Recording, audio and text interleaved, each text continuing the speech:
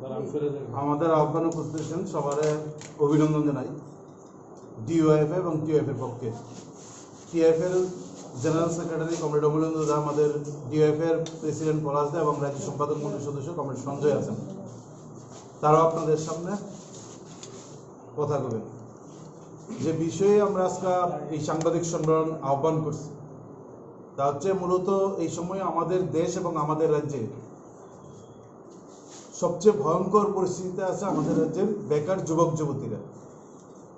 গোটা দেশের এই বেকারত্বের যা হার আমরা দেখছি, যা স্বাধীনতার পর এটা সর্বোচ্চ সংখ্যায় আছে, এবং এই গোটা দেশের যা হার তার থেকে বরাবর ত্রিপুরা বেশি, এবং কোনো কোনো সময় গোটা দেশের মধ্যে এই বেকারত্বের হারে ত্রিপুরা 1 নম্বর 2 নম্বর স্থান ধরে রাখতেছে। ফলে এই ভয়ঙ্কর পরিস্থিতির মধ্যে দাঁড়িয়ে আমরা লক্ষ্য করছি যে আমাদের দেশের কেন্দ্রীয় সরকার 2 কোটি বেকারের কর্মসংস্থানের কথা কয়া সরকারের বিজেপি দল তৈরি হওয়ার পরেও এই কথা রাখেননি, বরং আমরা লক্ষ্য করছি যে আমাদের দেশের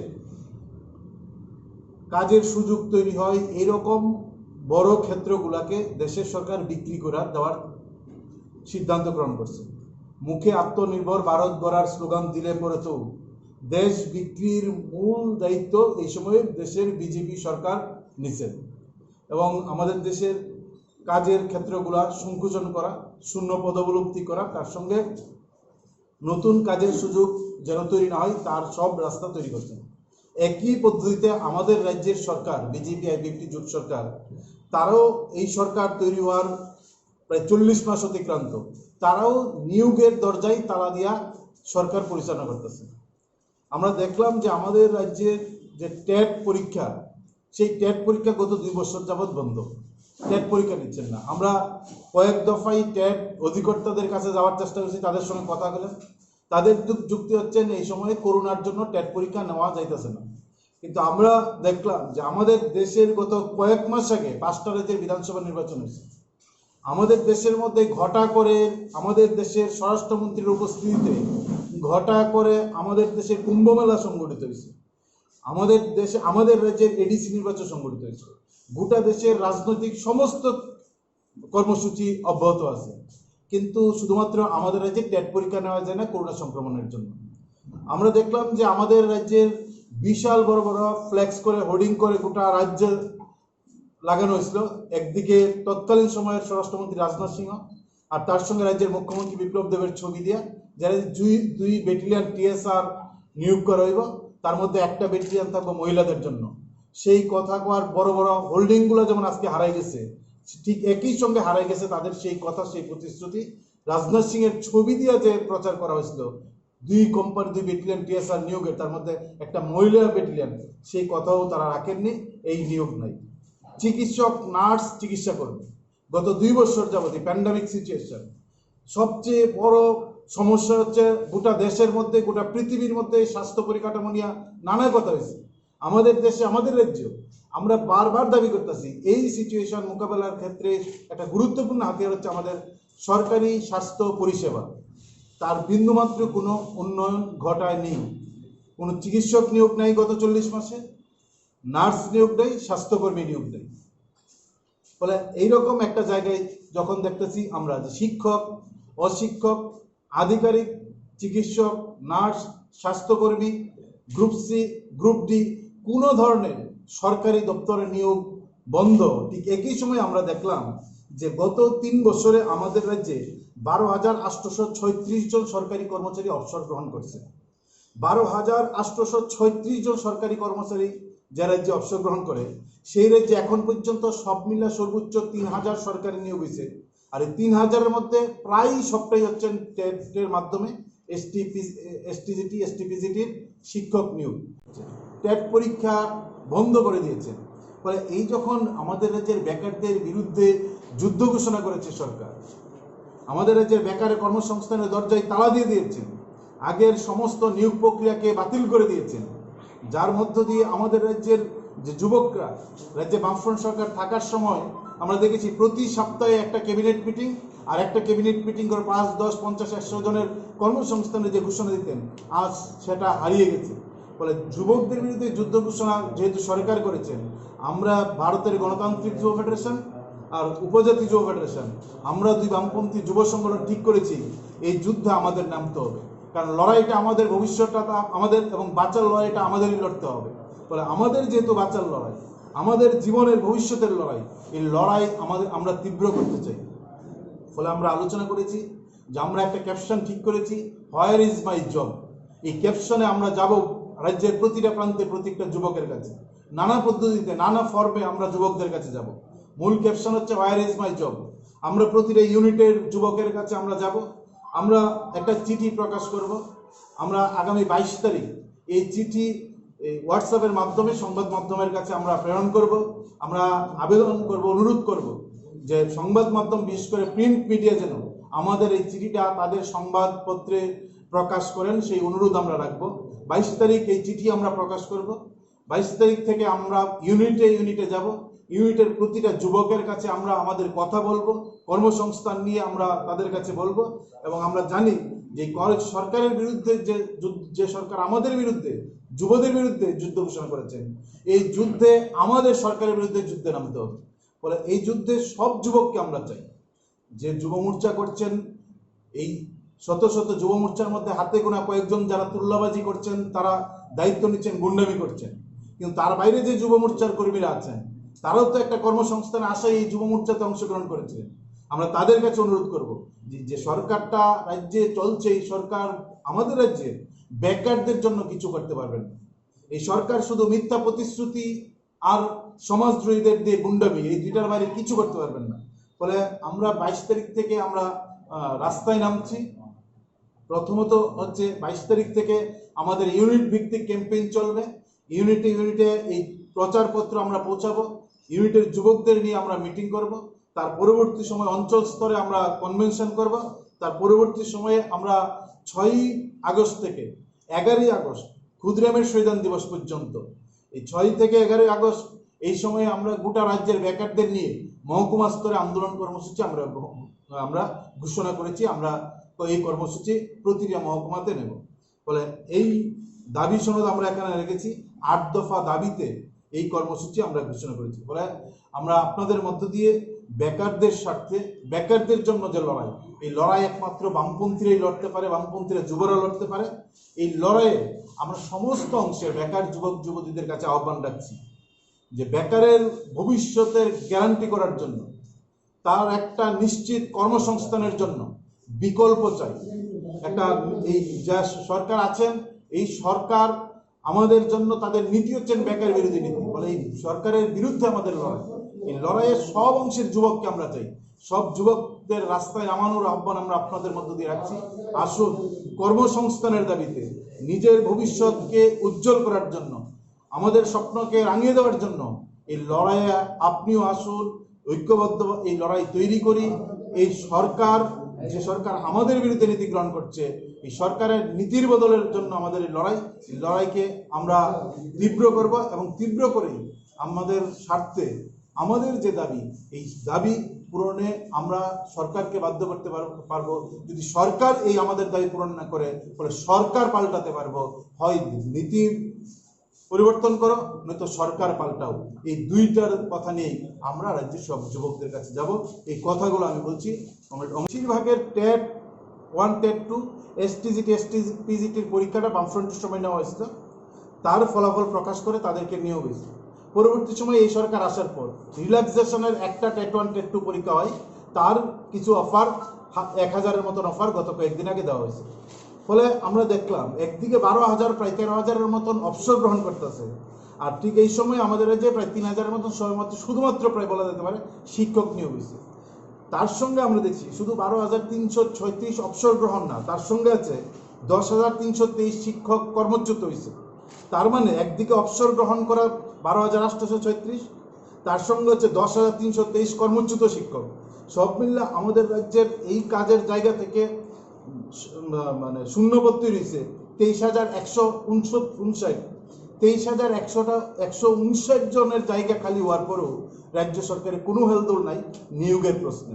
বরং আমাদের রাজ্যের শিক্ষামন্ত্রী এবং মুখ্যমন্ত্রী দুইজনের মধ্যে কম্পিটিশন হচ্ছে বেকারদের বিভ্রান্ত করার জন্য। কি কি মিথ্যা বলা যায়? কেউ বলছেন 14,000 শিক্ষক এক্ষুনি নিতে পারি, কেউ বলছেন 1 লক্ষ বেকারের চাকরি হয়ে গেছে, কেউ বলছেন 97,000 বেকারের চাকরি হয়েছে। মানুষকে বিভ্রান্ত করছে। কিন্তু আমরা দেখলাম নির্বাচনের আগে যে জোয়ারে আমাদের রাজ্যের মানুষকে ভাসানোর চেষ্টা হয়েছিল, যে মিথ্যা প্রতিশ্রুতি, গালভরা প্রতিশ্রুতি। এক হচ্ছে বৎসরে 50,000 যুবকের সরকারি চাকরি, 7 লক্ষ বেকারের কর্মসংস্থান, সব বেকারের হাতে স্মার্টফোন, ড্রাইভার 340 টাকা মজুরি, 200 দিনের কাজ, সপ্তম পে কমিশন, সমস্ত অনিয়মিত চুক্তিবদ্ধ কর্মচারীদের নিয়মিতকরণ করা। এই যে কথাগুলো বলেছিলেন, যে কথাগুলোর মধ্য দিয়ে আমাদের যে একটা অংশের যুবক মনে করেছিলেন যে হয়তোবা বিজেপি সরকার আসলে ডাবল ইঞ্জিনের সরকার, এই কথাগুলো তারা রাখবেন। আমরা দেখলাম ডাবল ইঞ্জিনের সরকার প্রতিষ্ঠিত হওয়ার পর যুবকদের বিরুদ্ধে যুদ্ধ ঘোষণা করে রাজ্য সরকারটা চলছে। কোনো ক্ষেত্রে, একটা ক্ষেত্র বেকারদের স্বার্থে কোনো সিদ্ধান্ত গ্রহণ করেননি। 40 মাস অতিক্রান্ত একটা যুবক এখন পর্যন্ত হাতে স্মার্টফোন পাননি।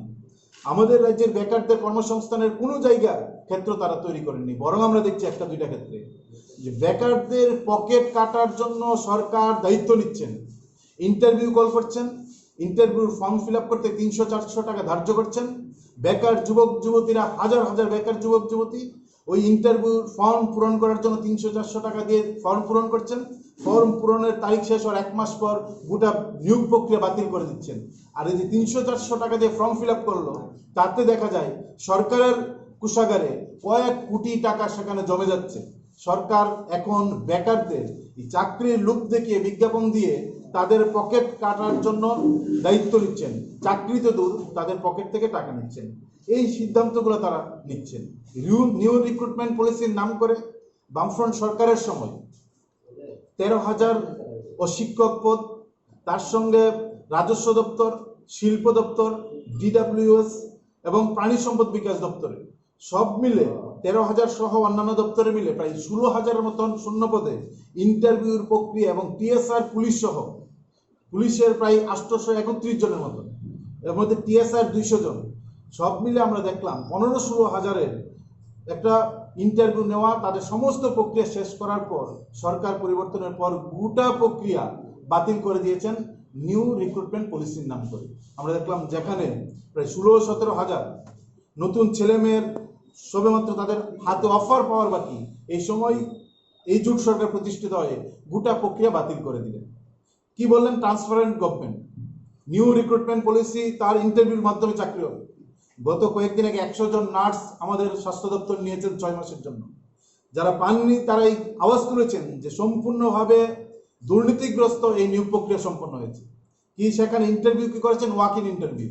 যারা বলছেন ট্রান্সফর্মার গভর্নমেন্ট, সেই গভর্নমেন্ট আমরা দেখলাম নিয়োগ প্রক্রিয়ার মধ্যে ওয়াক ইন ইন্টারভিউর মাধ্যমে নিচ্ছেন।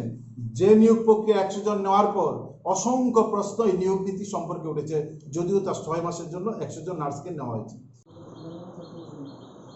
কর্মসংস্থান ইস্যুতে ডিওয়াইএফের 2 জন শীর্ষ নেতা আলোচনা করেছেন। তারা বাংলাতেই আলোচনা করেছেন। আমি তার সঙ্গে অবরোধটা যুক্ত করে একটা কথা বলব।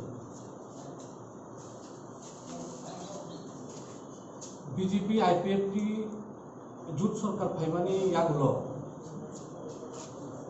যে প্রতিশ্রুতি নিমানি 50,000 বছর চাকরি নাই, ত্রিপুরাসারমনি হামক্রাই নাই, লামা স্কুল যত ফাইসিন হামক্রাই ত্রিপুরাসারমনি নাই, ত্রিপুরালে নাই। এই যে প্রতিশ্রুতি দিবই ত্রিপুরাসারমন বা সিকলা সিটি রাজ্যনি যে ধোকার মানে অবর ত্রিপুরা রাজ্যনি বড় সিকলা সিটি যত বেবাক সাইমান থাকে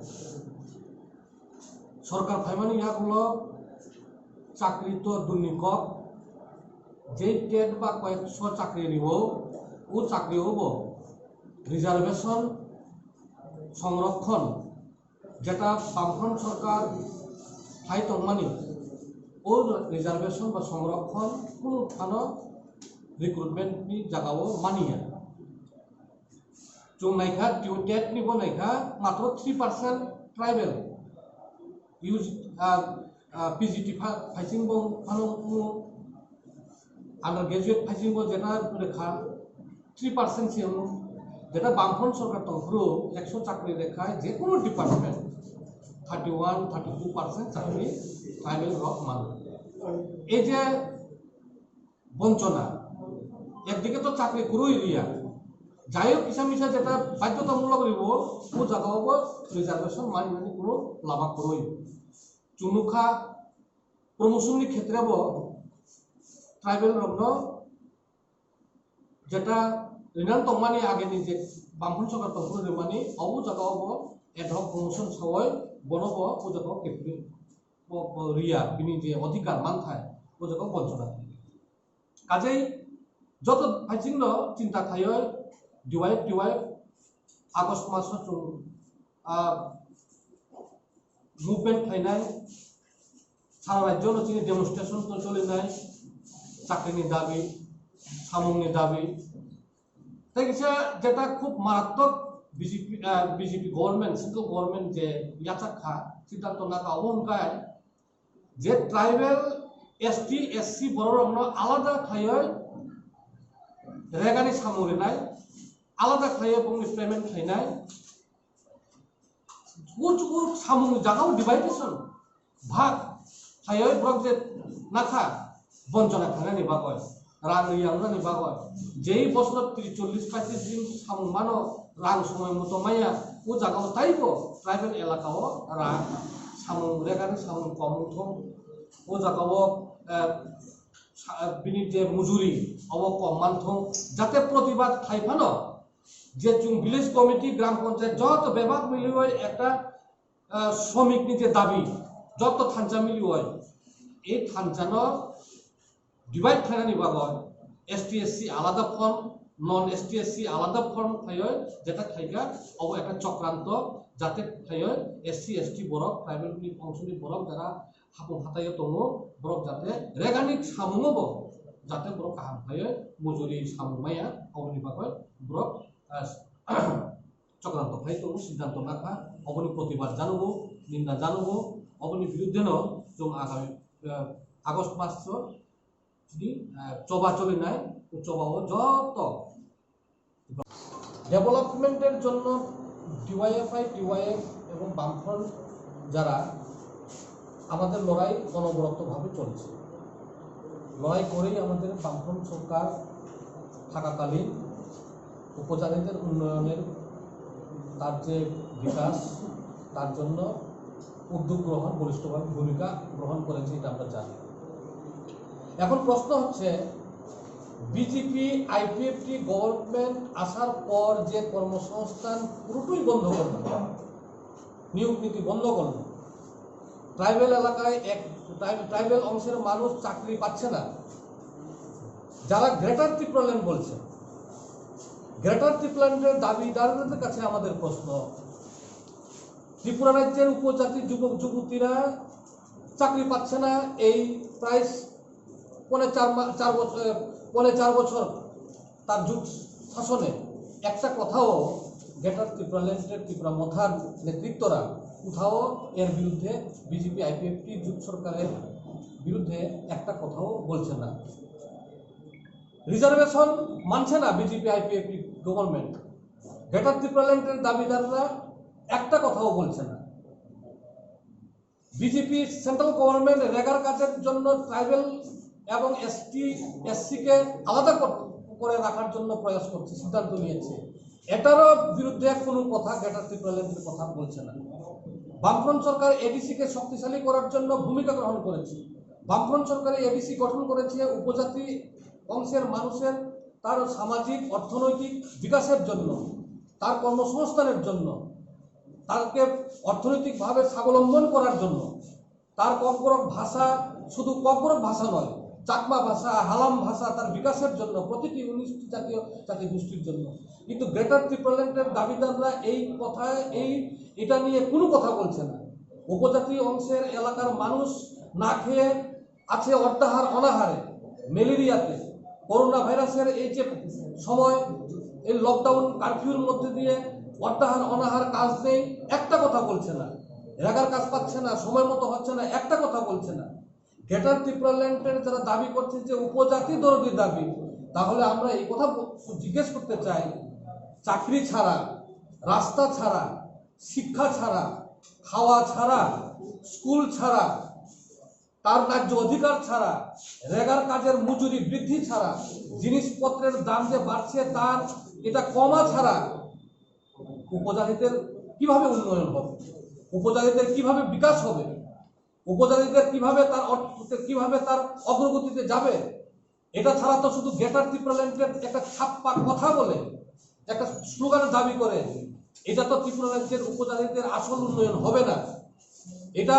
এটা আমরা যত তাকুক বকুক ট্রাইবেল এলাকার মানুষ, ট্রাইবেল এলাকার উপজাতি যুবক যুবতী যিনি বরণী থানি করছেন কয় যাতে বিনি যে গ্রেটার ত্রিপুরাল্যান্ডের যে দাবি এগুলি যে মূল, এটা শুধু রাজনৈতিক ফায়দা তোলার দাবি, আর কিছুই না।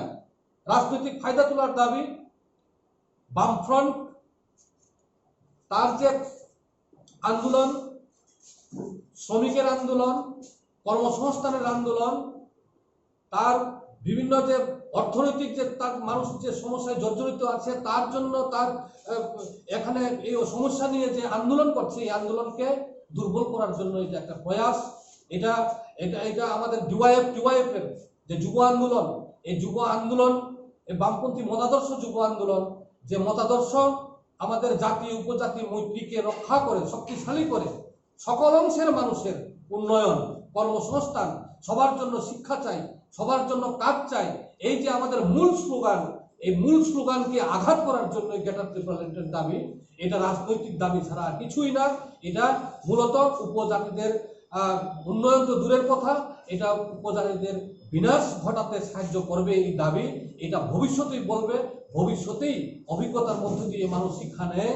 আমরা টিউজিসির স্লোগান আমরা দেখেছি, ভুইয়া চালাই চা পচা, এরপরে দেখেছি ত্রিপুরাল্যান্ডের স্লোগান। এই ত্রিপুরাল্যান্ডের স্লোগানও মানুষ এখন বুঝেছে ত্রিপুরাল্যান্ড এটা হচ্ছে এই দাবি, এটা অযৌক্তিক, অবৈজ্ঞানিক, এটা ত্রিপুরা রাজ্যের, ছোট্ট ত্রিপুরা রাজ্যের এটা হতে পারে না, রাজ্য ভাগ হতে পারে না। এই অভিজ্ঞতা মানুষ অর্জন করেছে, কি উপজাতি অংশের মানুষ, কি জাতীয় অংশের মানুষ। গ্রেটার ত্রিপুরাল্যান্ডের দাবিও তার বেশি দিন নেই, এটাও অল্প সময়ের মধ্যেই ট্রাইবেল উপজাতি যুবক যুবতী যারা বুদ্ধিজীবী ছাত্র অংশের মানুষ তারাও উপলব্ধি করবে, অভিজ্ঞতার মধ্য দিয়ে উপলব্ধি করবে এই গ্রেটার ত্রিপুরাল্যান্ডটাও এটা অযৌক্তিক, অবৈজ্ঞানিক। এটা আমাদের ত্রিপুরা রাজ্যে শুধু নয়, এটা ভারতবর্ষের তার যে যুক্তরাষ্ট্রীয় কাঠামো এবং আন্তর্জাতিক যে পর্যায়ে পরিস্থিতি বর্তমানে আছে তাতে এটা এটা এটা যুক্তিযুক্ত নয়, অবৈজ্ঞানিক, এটা মানা সম্ভব নয়। এটা উপলব্ধি সকল অংশের মানুষই আগামী দিনে এটা উপলব্ধি করবে, এটাই আমরা। ডিওয়াইএফআই এবং টিওয়াইএফ এর ডাকে রাজ্য জুড়ে আমাদের যে আন্দোলন কর্মসূচি, এই আন্দোলন কর্মসূচির রূপরেখা ডিওয়াইএফআই রাজ্য কমিটির সম্পাদক নবারুণ দেব আপনাদের সামনে উল্লেখ করেছেন।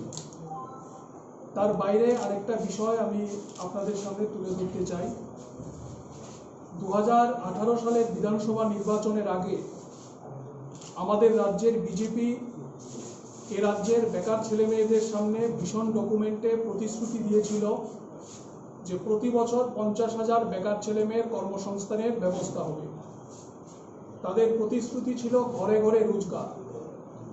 অনুরূপভাবে দিল্লিতেও আমরা দেখেছি গত লোকসভা নির্বাচনের আগে বিজেপির প্রতিশ্রুতি ছিল বছরে 2 কোটি বেকার ছেলে মেয়ের সরকারি চাকরি হবে। কিন্তু দুটো প্রতিশ্রুতি আজকে আমাদের এই ত্রিপুরা রাজ্যে এবং আমাদের দেশের বেকার ছেলে মেয়েদের কাছে প্রতারণার একটা দলিলে পরিণত হয়েছে। এই সময়ে আমাদের দেশের সরকারি পরিসংখ্যান হচ্ছে যে কেন্দ্রীয় এবং রাজ্য সরকারের বিভিন্ন দপ্তর মিলিয়ে প্রায় 60 লাখের বেশি শূন্যপদ খালি পড়ে আছে, নিয়োগ প্রক্রিয়া সম্পূর্ণভাবে বন্ধ।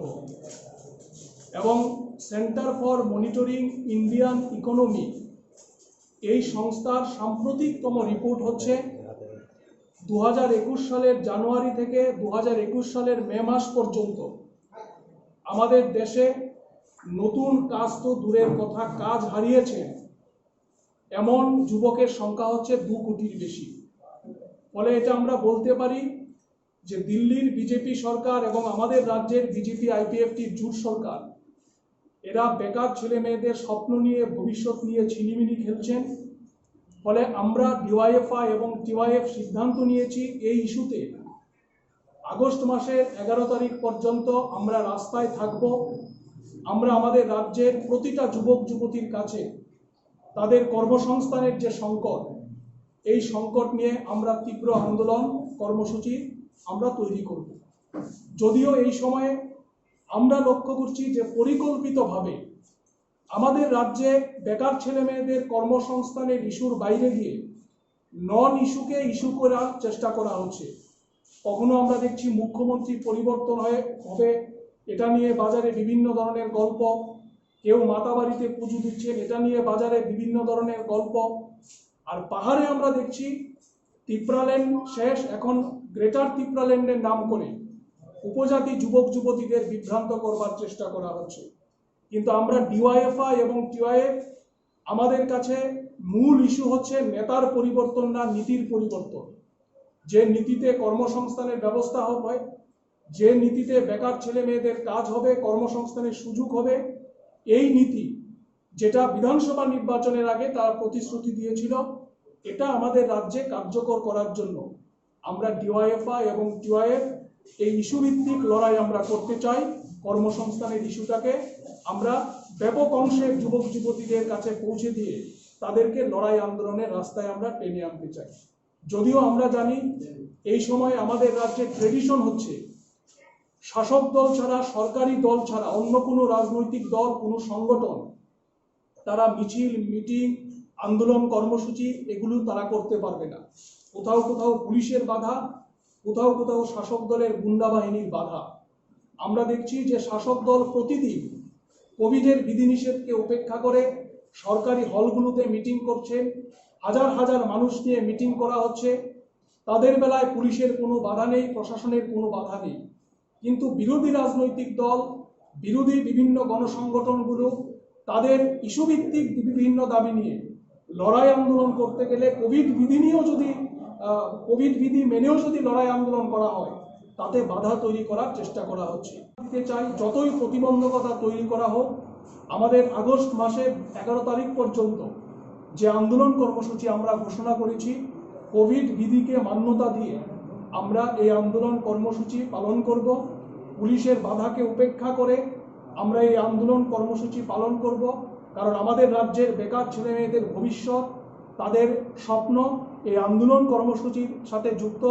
যারা আজকে দীর্ঘদিন যাবৎ এই বেকার ছেলে মেয়েদের স্বপ্ন নিয়ে প্রতারণা করছে, তাদের মুখোশ আমরা সাধারণ যুবক যুবতীদের কাছে খুলে দেওয়ার জন্য এই আন্দোলন কর্মসূচি সফল করবার ডাক আমরা দিচ্ছি এবং সর্বস্তরের যুবক যুবতীকে এই আন্দোলন কর্মসূচিতে সামিল হওয়ার আহ্বান আমরা রাখছি।